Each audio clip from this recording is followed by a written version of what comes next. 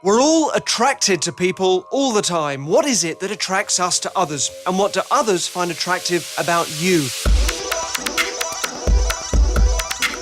These are some of the questions our team is going to try and answer in this series of videos. With millions of people to choose from, finding that perfect someone shouldn't be that difficult.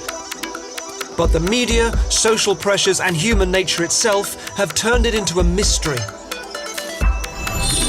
We're surrounded by manipulated images, celebrity, and glossy perfection. We're given rules about dating through books, websites, and the press. They all pressure us to conform to an ideal of what is attractive. But what's the truth? It's time for science to tackle the subject. Through a series of experiments, our team are going to piece together some of the clues to this enormously complex phenomenon, and in these videos they will explore the science of attraction. The media has always influenced what we consider to be attractive and affects how many people perceive themselves. Why are we so critical of our own image? Is it just social pressure, an exposure effect due to the images we see, or is there something else at work? And can it be manipulated? In this video, the team take a group of young couples and put to the test whether what we see is really what we get. I don't want that to be how I look. But you definitely look better in that one. And a member of the team goes through an extreme transformation as we expose the tricks of manipulating images. But first, here's Kat. We see ourselves in the mirror every day when we clean our teeth and wash our faces. However, this mirrored or reversed image isn't how our friends and family see us, but it's the one we become accustomed to. There is a concept which states that a person's repeated exposure to something will enhance its perceived value, and it's known as the mere exposure hypothesis. In other words, the more we see or experience something, the more normal it becomes, and the more we like it. So today, we're taking 5 couples and running a little experiment to see how the mere exposure hypothesis affects our perception of ourselves and other people. Hosting the experiment is Charlie. He's going to explain to our couples what they're here for. Hello everyone, I'm Charlie. Thank you for coming along today. Paul, our photographer, is just going to be taking some quick pictures of you, and then out of those pictures we're going to ask you to pick your favourites. Just have a bit of fun really, nothing too stressful, just enjoy yourselves. We'll be showing each person 2 photos of themselves and 2 of their partner. All right, Kurt. Hello. Hi, nice to meet you. I'm your photographer. Look straight into the camera lens. Fantastic. And a smile.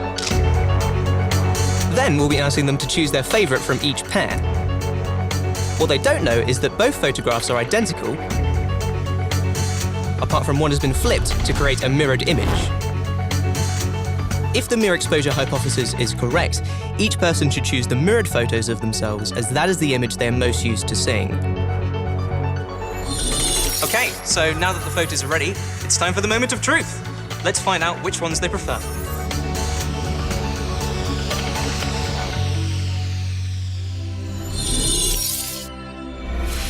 By the way, image A is the mirrored photo and image B is the normal one. I'd say I like this one better. I like my smile better in this one. Seems like I've got a nicer side to me. That one. My smile is less wonky and it's a better angle. I prefer that one because it looks less wonky and it feels more right. I'm going to go with this one. Yeah, I really can't pinpoint it, but that seems more appealing. This one. Just think the light looks a little bit better. This one. I think it's more what I feel I look like. It's definitely that one because I look different in that one. It just looks more like me. This one. There's something in the face. It's the way the face is angled. I think I prefer this one. You know, actually, I'm going to change my mind. I prefer this one. Probably just the angle of the smile, I guess. Actually, I quite like this one. I like this one. I look less chubby in this one. Our results seem to follow the theories quite closely. In 60% of cases, people chose the mirrored image of themselves as the one they preferred. When choosing a partner's photo, the choice should be the opposite way round. The individual should choose the non-mirrored image because that's how they see their partner on a daily basis. Don't forget, image A is the mirrored photo and image B is the normal one. I prefer this one of Shell.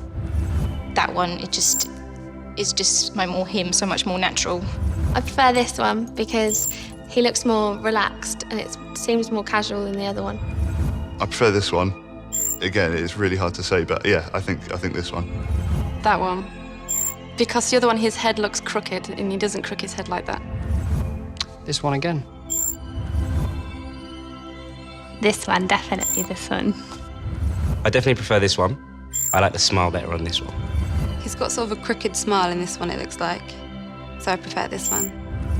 This doesn't really look like my Alex, but this one does. That's quite clear. When selecting photos of their partners, there was a 90% accuracy rate in selecting the non-mirrored image. The theories seem to be accurate. In our experiment, 15 times out of 20, 75%, the subjects followed the science, picking mirrored images of themselves and normal images of their partner as their preferred photographs. I picked the mirrored one, the one that I see all the time. But that is how you look. I don't want that to be how I look. But you definitely look better in that one because that one you look really serious. You're telling me that that's all out of balance? It's still me. It is still you, but it just doesn't look like you. So that one's more natural to you than... Yes, exactly. I think that this one looks more like me. This is what I see when I look in the mirror, but I obviously don't because this is me. I think it's because you've got quite a symmetrical face that it's harder to tell which one's which. I'm used to looking like that. But you do look better in that one. So that's a good thing, because that's how you actually look. Okay. One of the reasons those who chose the normal photos of themselves weren't swayed towards their mirrored images may be because they have slightly more symmetrical faces, and so it's more difficult to see a difference. In the media, symmetrical faces are highly sought after, as they are considered to be more attractive. So much so, in fact, that some images in adverts and magazines are altered to make facial features such as eyes and ears identical on both sides. Nowadays, pretty much any image that you'll find in a magazine will have been edited in some way. So we're going to take a look at just how much a picture can be manipulated using me as the example. Yay. Hello, Charlie. Good to meet you, mate. Let's get that top off. Yes, okay. Before Paul, our photographer, can work his magic, he needs some raw material to work with. So it's time for my male model debut. Let's have a little bit more Arnie pose. Straight down into the camera. Excellent. Give it some nice attitude, Charlie. Cool. Thank you, Charlie. Having worked my best poses, it's time for Tom, my body double, to get in front of the camera. Looking straight down the camera lens. Perfect. Paul is going to be replacing my body with Tom's and working some other digital miracles. Lovely. That's great, mate. Fantastic.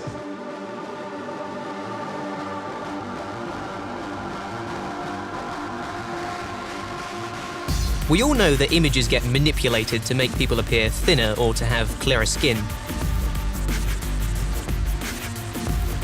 But they are also changed to make the person's face appear more symmetrical by duplicating eyes and other features across the face. A perfectly proportioned face is an indication that the body it sits on is well prepared to fight off infection. The common cold, asthma and flu are all more likely to be combated effectively by those whose left side matches their right. All of these qualities mean that symmetrical faces are perceived as being more attractive. Here I am in all of my digitally manipulated glory, with clear skin, symmetrical features, and a buff new body. To me, it looks really weird, but even if I liked it, the changes are so extreme that I could never look like this. Many young people feel under pressure to look the same as the celebrities they see in photographs online and in magazines. UK residents are set to splash out £659 million on cosmetic procedures, and many of those will be trying to emulate this false image of perfection. By trying to live up to the misleading images in magazines, we are trying to live up to the impossible. Even the most attractive celebrities in the world have their photos improved digitally or even turned to surgery, and many of the alterations made to models in photographs are biologically impossible. We measure ourselves against those people in the limelight and celebrities. We don't really measure ourselves against your everyday person.